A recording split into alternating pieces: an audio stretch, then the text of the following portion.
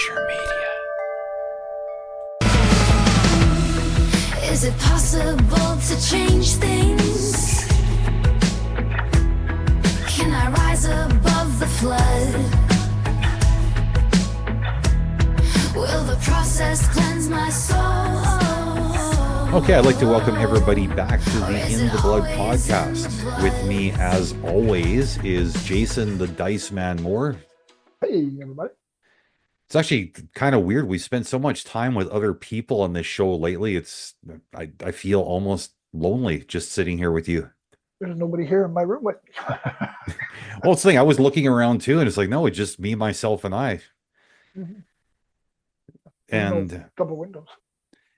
And yeah, so just right off the top, I want to mention for anybody who may later forget, this is our last scheduled podcast episode for 2024. The holiday season gets crazy busy, and Jason and I just don't have the bandwidth to commit to anything. That's not to say that nothing will happen. We're just not going to obligate ourselves to something happening. And that's mental bandwidth, not internet bandwidth. I'll speak for yourself. I got the cheap package. All right. Any thoughts you wanted to share before we jump in today, or? And also just to remind everybody that we're also on video on YouTube, In the Blood podcast on YouTube. Like, subscribe, follow us, because we're going to do lives in the new year. So it'd be cool to have conversations with people. Yeah, true story. Yeah, it's just, I don't know. I feel a little bit weird sometimes when we mention the video because I'm still stuck in this mindset that says, you know what, you got a face made for radio. Keep it there. But hey, here we are. It is true that we probably more enjoy watching a dog walk backwards, but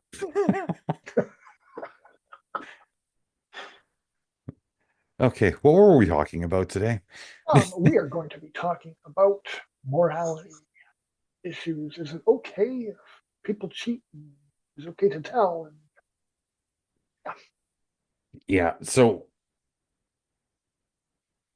I feel like when we sit down to have these conversations, like I always need to feel like I need to help people understand that they're not just jumping into like a pre-planned conversation. We started chatting before I hit record, and then I don't know, as is often the case between the two of us, you said, you know, let's save it for the recording. You won't even answer my questions, and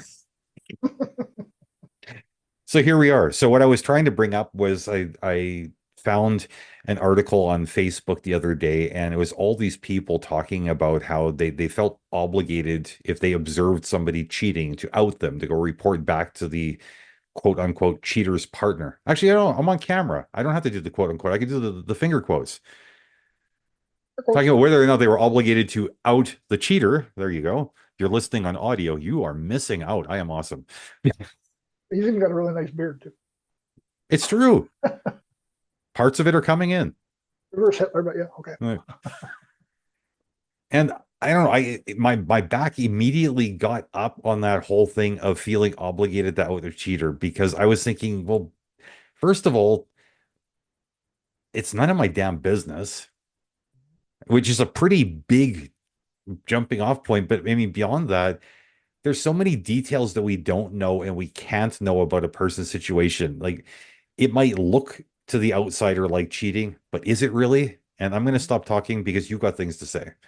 Well, I want to know why it's okay to stick your nose in somebody else's business. You know, you may be a friend, but it's okay to let people live their own lives.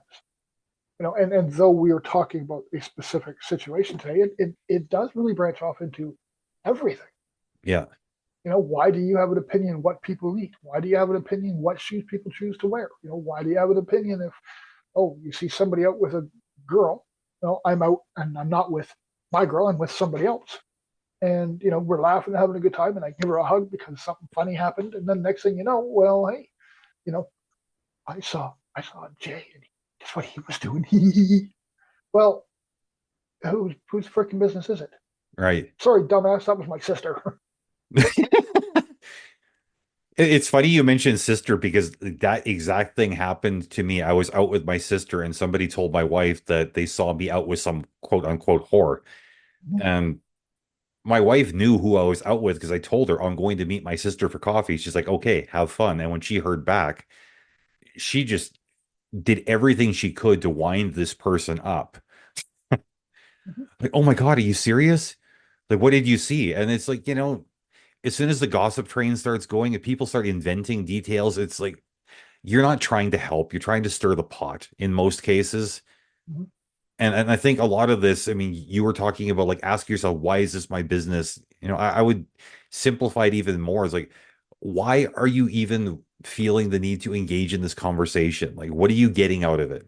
And I think that to a large degree is going to inform what are you putting into it. Well, it's judgment, right? Why are Yeah. you carrying judgment about somebody else's situation? You don't know. It could be a polyamorous relationship that just started. You don't know. No, Why and do why do people think it's okay to make everybody else's business their own? Like Karen, back the fuck up. no, and we talk about like seeing somebody out with another person. You mentioned polyamory, and that's the first place where my mind goes. It's like, why do we assume monogamy? And Mhm. why do we assume that, like, not only are we assuming monogamy, but why do we assume that monogamy is the moral standard? There's a lot of different ways to love, a lot of different ways to relate. A lot Like of different my people to love. right, like my second wife and I, we had a polyamorous dynamic, and like every poly dynamic, there's a lot of communication that goes on. There has to Mhm. be. Yep. Clearly defined rules were established, and one of those rules was we didn't really want to know who the other person was. I was going to say what the other person was doing, but then I was like, do I say who the other person was doing? No, that sounds like not quite right, but you know what I I mean. like It's who like, the other person's doing. Yeah. okay, well, we'll just go with that. But it was just really a case of like, look, we we both were new to polyamory. We still had that, having always been monogamous people up until that point, we had that little jealous streak that hadn't been worked out of our systems yet. Now, if I had been out with somebody else and a friend had mentioned, "Oh, I saw Tony out and he was like making out with some girl in the park," and told my wife, she would have been pissed, not because I was with somebody else, just because like her nose was getting rubbed into something that she knew was happening. She was okay with it happening, but she just like that involuntary jealousy hadn't been resolved yet. I would have felt the same way if somebody had tried doing me a solid by saying, "Hey, your girl's whoring around." Like I want her to. I want her to express herself. I can't be everything to her. Right. You haven't done a favor to the situation. You've just been a total asshole. Mhm. Yep. And it also depends on um, the person's personal situation. Like most of my relationships have been polyamorous-ish, right? And when I get into a relationship and I make an agreement with that person, okay, like one girl that sends I was involved with. At first, it was multiple, then it became not. There was a discussion, things changed. So I had every right to get mad, and she had every right to get mad if after that conversation something happened. But nobody else had any right to put their mouth into it. Nobody else had the right to say, hey, you know what I saw? Because it's not your business. Where does people get their morality to say, oh, I'm going to do this anyways? It doesn't directly affect me, but I'm going to stick my nose in. Maybe I'm going to cause a problem. Maybe I'm going to help a problem. You don't know, but where does this come from? Because I can't see any objective reasoning in our past as a society that it's okay to involve yourself in somebody's personal life short of like domestic violence or something that you can actually is actually going on that's wrong. Yeah, thank you for clarifying that point. And if somebody's cheating, again, it's not your business to tell the partner. It's not against the law. It's against the vow. Well, and also like how do you know what is cheating in the terms of their relationship? Like from my perspective, how I would define cheating is anything that violates the agreed upon terms of the relationship. Now, if the Mm-hmm. agreed upon terms of the relationship are, like with my current partner is a good example. Um, we're not strictly monogamous, but I wouldn't say we're traditionally polyamorous either. We've got our own terms going on. So if it's a case of one of us wants to do something, say with another person, we have a discussion about it, and if the other party is not comfortable, it doesn't happen. If there's a like we try to be emotionally monogamous, Mhm. and in all honesty, 99% of the time we're also physically monogamous, but that door's got to be cracked open a little bit for us. Now, if I were to find out that she slept with another person, it wouldn't be the fact that she was with another person that would bother me. It would be the deception, the dishonesty that would bother me. That being said, any form of deception or dishonesty, I personally would consider cheating because that to me violates the rules. Other people define things differently. And so I never presume to know what somebody else's dynamic is. And I know I've been talking a long time, but there's one more point I want to make before handing the talking stick back to you. And that is that it's a different thing if you're invited into a situation, right? Like if you're sitting down with a friend of yours and he's saying, well, I don't know what's going on. Like my girl seems so distant lately. And I'm assuming heterosexuality here, Okay. but insert whatever gender's pronouns you need to 2024 it. But I mean, if your buddy says, like my girl seems really distant lately, I don't know what's going on. Like she suddenly seems disinterested in sex. She's keeping odd hours. I tried talking to her. She's not giving me any answers. And like it just like I'm losing my mind here. Can you help me figure it out? And if you say at that point, well, actually, the other night when you were calling me and freaking out, like I went to Tim Hortons coffee shop in Canada. I went to Tim Hortons and I saw her there with some other guy. They seemed kind of touchy feely. I don't know what was going on, but maybe ask her about that. That's as far as I would be willing to go. And I'm not even sure I would go that far every time. I would probably go talk to her and say, hey, you got problems at home you need to address. You're not hiding this as well as you think you're hiding it. Um, my opinion differs a little bit. If Okay. somebody comes and talks to me and says, "Hey, you know what? My girl's doing this. She's keeping odd hours," yada yada, reiterating everything you just said. In my head, my job is to be there for that friend. It doesn't turn me into a private investigator. It doesn't turn me into a, you know what, I got to rat you out now. It's a conversation I'm having with a friend to help him deal with a tough situation. So even if I saw his partner out doing something, I saw his boyfriend out making it with another man in front of a corner store. Even at that interjection, that, in my opinion, doesn't give me the right to say, hey, guess what I saw? And stir up trouble in their relationship. That's for them to do inside their own relationship. He's asking Actually, me for a voice. Okay, what's going on? Yeah. Well, here's what I'm thinking. Maybe if you'd sit them down and be very specific in your questions. Maybe you're not being emotional enough. Try to look at it from an ownership position first, not an accusatory position. Then branch out into what you're finding out and turn it into a discussion. Never turn it into accusatory because any problem can be resolved if you want to. If fair you don't want enough. to resolve the problem, then just end the situation. But that doesn't give me license to become somebody who puts my nose in and hurts the relationship. Okay, and hearing you explain all of that, I'm walking back everything I just said before that. I now 100% agree with you. That sounds perfectly reasonable. Do you, in any situation, think there might be an outside chance where it is acceptable to do that? Anything you can think of? I'm not going to commit to saying there is no situation that would fit that description. I personally can't imagine what that might look like. Yeah. Short of, for me, it's short of somebody physically getting hurt or somebody doing it in an unsafe manner. Like, okay, you know what? Like, okay, this might be an AIDS situation because the person they're thinking about fooling around with or have already fooled around with might have AIDS.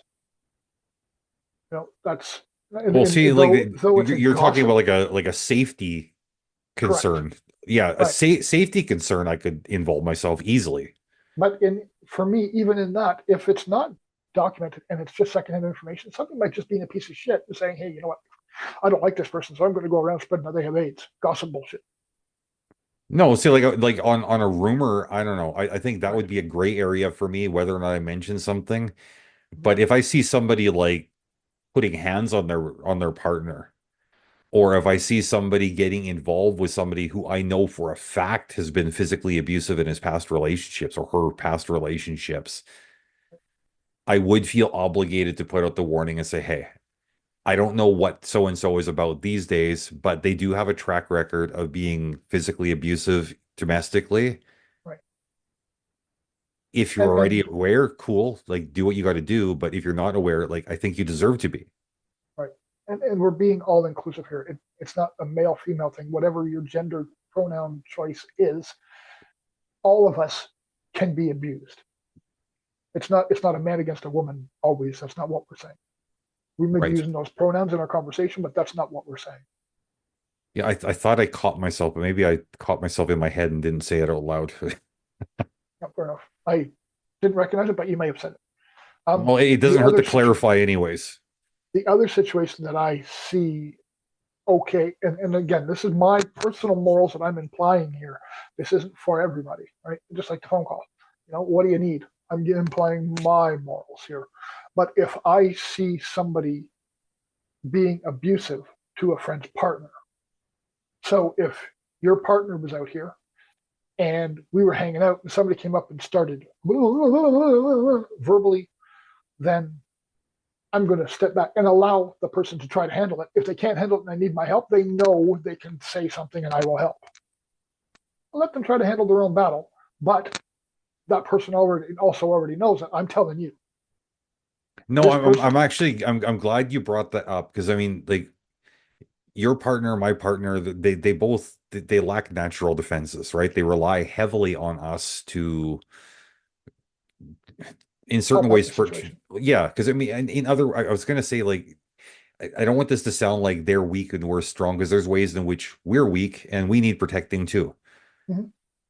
Yep. But if I observed somebody being nasty to your partner, not only would I intervene if at all Mm-hmm. possible, but I would immediately let you know because I know that there are ways in which you need to deal with things in order for her to feel secure. Mm-hmm. And not that, this is an opportunity for you to be macho tough guy and grab a hockey stick and take somebody's head off. But I mean, if that's what she needs to feel okay, I know that her feeling of safety is more important than the sanctity of his head. Mm-hmm. I wouldn't use a hockey stick, but yeah, I get you. It's a metaphorical hockey stick. Please work. Yeah, I think there's too many people take moral liberties because their moral justifications fit them. They think they fit everybody. No, and like shifting gears just slightly, I mean, it's still on the same vein, but moving away from cheating or domestic violence. I mean, sometimes people, it just, I don't know, I really wonder what motivates them because sometimes it goes beyond just, well, so and so is a gossip. You can tell that they sincerely think that they're doing the right thing. Like years ago, when I was still in my late teens, early 20s ish, my parents, they were closet smokers. Mm-hmm. I knew they were smoking because I could smell it on them. I was stupid. But for them, they felt the need to hide this from their kids. Now, one of the neighbors had come up to me and said, like, I saw your mom and dad smoking. And I'm like, what a stupid thing to report. But looking at the look and concern of their face, like it really seemed like they felt I needed to know so I could do something. But what are you going to do? Yeah, But I mean, there's a lot of things that, you know, I don't know. What that, in my opinion, that's as bad as going up and saying, "Little Jimmy, I saw your mom and the mailman in the back shed." That's what they were doing. Well, oh, why are you telling the kid this? What's the kid going to do? Whether I it's don't need smoking to think or about my parents in this context. yeah, you know, and it also ties back to our original conversation. You don't know what's happening in the adult relationship. You don't know if the mailman's also the brother-in-law, and it's okay. No, see, and like this sort of like, if you don't mind, I'd like to move into the next phase of the conversation. Yeah, let's go. Take the Okay, escalator. Let's take the escalator up there. so there's a lot of that response where if you see something happening, And I think all of us to varying degrees, we're going to have some, at least a little bit of this knee-jerk reaction. You and I think, are good at walking it back, but when you see something, it's like, how could you? And I think for me, I've learned that, when I have one of those how could you moments, more often than not, it's just me trying to inject my own morality into somebody else's situation where it doesn't belong, right? To me, Mhm. it's like, okay, I quit smoking a couple of years ago. You quit several years before that, right? It's real easy for us to see somebody smoking and like that's a legitimate, well, how could you? I mean, like there's health risk, it's expensive, you smell bad. Mhm. You blew it in my face. Yeah, I mean, there's a lot of stuff like how could you? But at the end of the day, it's like, okay, we chose to not be smokers. Mhm. We don't get to impose that choice on anybody else. It'd just be like, okay, if you're eating keto and I'm increasing my fiber, I mean, do we look at each other and it's like, well, no, you have to eat my way because this is what I see to be right. I mean, we can have a conversation about things, we can exchange ideas, but for me to We tell you, have. Yep. right, but I can't come to you and say, what you're doing is wrong. You have to do it this way. And if you don't, I'm going to go tell somebody. Go ahead. Yeah. But I mean, that I hate when that happens. Alexa, clear notifications. That's staying in. Oh, it 100% is. But it kind of makes me wonder, like, what kind of children were these adults that are acting like this, where it's like, I'm going to tell on you. I mean, that's how I interpret it. Do you see Mhm. it differently? No, not at all. But going back to your smoking reference, though I don't think it's my position to implement, well, you should quit because it's bad for you. You're going to get cancer, blah, blah, blah. I also think it's on the onus on the responsibility of the smoker to respect somebody who's not smoking also. Fair enough. And I thought this even when we were smoking. No, I mean, If I was smoking and there were people around me that didn't smoke, then I would move. well, and sometimes too, it's like if you pull out your smokes and you just like show them the pack, like, do you mind? And if Mhm. somebody says, well, actually, okay, cool, I'll go take a walk. I don't know how many times when I quit, you've done that to me. Do you mind? Well, we're sitting here together like this close proximity, but do you mind if I have one? No. It's just common respect. It's taking away any immoral implications because you're allowing for somebody else's sense of being. No, and I had a friend come stay with me for a couple days, and this was like not very long after I quit. So when you quit smoking, how you're really, really sensitive to the smell. I mean, I'm still sensitive to the smell, but not to that degree anymore. Mhm. And he kept on going out for smoke breaks and coming back in. I finally had to talk to him and say, look, take all the smoke breaks you want. That's fine. I said, but when you come back in immediately after butting one out, the smell is really overwhelming to me. Do you mind like just airing yourself out a little bit before coming back into the house? And he's coming into your house. Right. And it was an easy conversation. He said, sorry, I didn't realize. Yeah, I'll just Mhm. take a 10-minute walk and chew some gum before coming back in. Problem solved. Yep. Like we don't have to be, I don't know. Dickish about it. Yeah, I was fishing for a word. Dickish seems like it fits perfectly. But I think, I mean, there's this. I'm just noticing. I mean, at the beginning of the conversation, before we hit record, you said this conversation is going to be what it's going to be, and we didn't know what that was going to be. I think the emerging theme here is that if something comes up, you should really like think about addressing it with a source rather than like, I mean, like my friend with the smoking. I could have just let it happen, and after he left, holy crap, this guy was such a disrespectful jerk. I mean, he kept on coming into my house stinking. That's a bit of an overstep. Just like, oh, I saw your partner with so and so. Like, how about just go and talk to the person directly? Like with me, I was talking to the guy who smelled like smoke. I mean, like you had said with the person who's like the victim of cheating, you know, you're seeing this as a personal problem. Maybe there's something your partner's got getting from you. Maybe like the cheating is a symptom of something going on at home. Or not Maybe, going on at home. right? Maybe a lot of things. We don't Right. know. But the only way to know is to talk directly to the people who were trying to.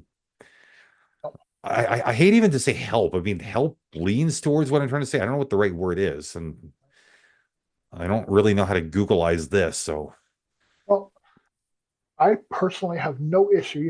If I have a friend of mine and I know they're in a monogamous relationship and I see a friend who's in a possible situation cheating, I've got no problem being blunt, honest, and open because all my friends know I am, and I clarify that when we first become friends. Like, this is who I am.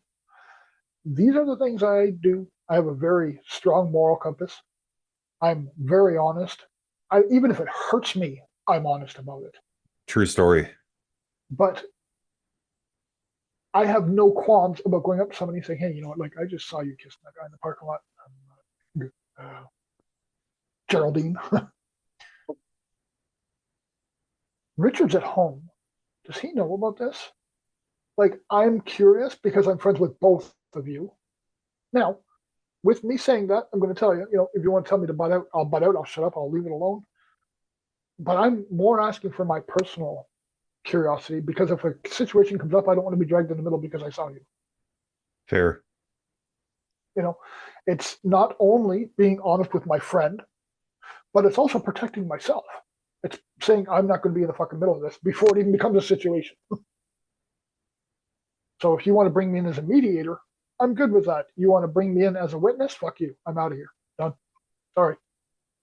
No, it's an interesting angle you bring up too, because I mean, in addition to being respectful of how the other people might react to your words, you're also being true to yourself and respectful to yourself. If you feel like you've witnessed something that's going to bother you and you feel like you need to say something for your own mental clarity, Mhm. you found an appropriate outlet to do that that isn't stirring the pot. Right. Well, food for Stirring the pot, thought. creating situations just because you want to implement your morality to me is just stupid. I'm following my morality by talking to this person, but I in no way am implementing my morality into their relationship. Right. That's not my place. And for lots of people out there who think it is, you're wrong. And also I'll die on this fucking hill because I really don't care.